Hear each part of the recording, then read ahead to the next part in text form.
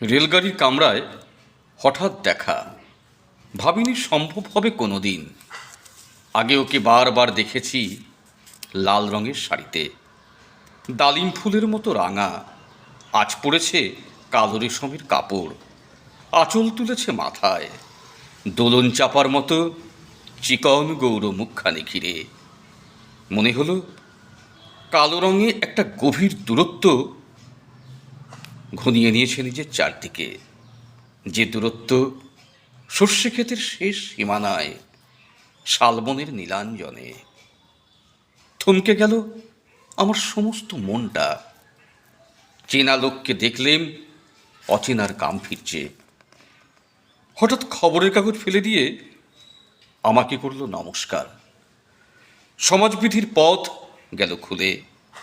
আলাপ করলেন শুরু, কেমন আছো, কেমন চলছে সংসার ইত্যাদি। সে রইল জানলার বাইরের দিকে চেয়ে, যেন কাছের দিনের ছোঁয়াচ পার হওয়া চাহনিতে। দিলে অত্যন্ত ছোট দুটো একটা জবাব, কোনোটা বা দিলেই না। বুঝিয়ে দিলে হাতের অস্থিরতায় কেন এসব কথা, এর চেয়ে অনেক ভালো চুপ করে থাকা। আমি ছিলাম অন্য বেঞ্চিতে ওর সাথীদের সঙ্গে। একসময় আঙুল নেড়ে জানালে কাছে আসতে, মনে হলো কম সাহস নয়। বসলুম ওর এক বেঞ্চিতে। গাড়ির আওয়াজের আড়ালে বললে মৃদুস্বরে, কিছু মনে করো না, সময় কোথা সময় নষ্ট করবার। আমাকে নামতে হবে পরের স্টেশনেই, দূরে যাবে তুমি, দেখা হবে না আর কোনো দিনই।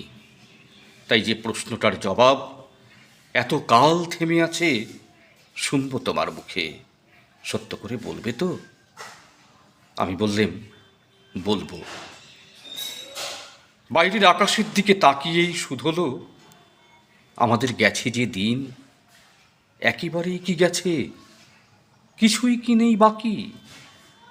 একটুকু রইলেম চুপ করে, তারপর বললেম, রাতের সব তারাই আছে দিনের আলোর গভীরে।